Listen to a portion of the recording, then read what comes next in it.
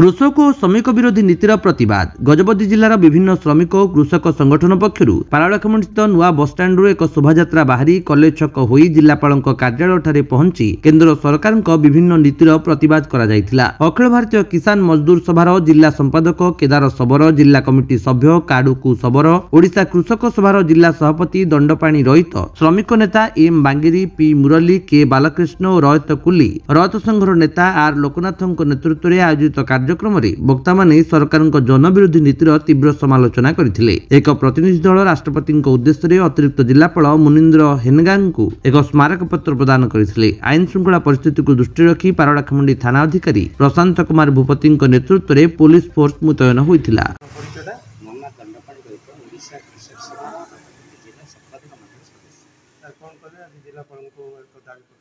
आज जिलापाल माध्यम जो महामाई राष्ट्रपति को आम दाबीपत्र देलु जो 2020 मसीह आमर कृषक मान एवं श्रमिक माने दिल्ली सीमा घेराव करके जो 13 मास बसते आमर कृषक लीडर मान को सहित आमर नरेंद्र मोदी सरकार जो कथा गुड़ाक प्रतिश्रुति देते से प्रतिश्रुति कार्यकारी आज पर्यंत कले ना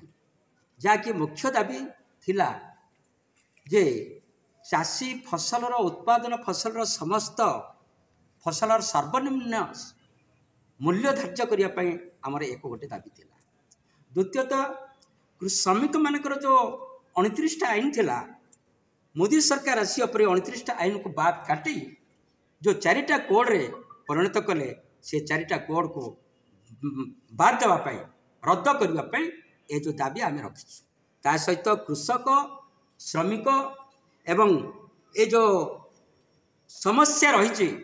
ये समस्या को शीघ्र नरेंद्र मोदी सरकार समाधान करने आम निवेदन करुचु। एथे जो आम राष्ट्रपति को दाबीपत्र देचु या जदि मोदी सरकार कर्णपात न करी तुरंत यहाँ को कार्यकारी न करते ताल आगामी दिन में आम राजरास्ता को लेवा बाध्य। आज स्मारक पत्र आम मानवीय राष्ट्रपति उद्देश्य आज आम रेवेन्यू एडीएम को स्मारक गजपति रेणुबाला बेहरा रिपोर्ट विश्व विजयी न्यूज ओडिशा।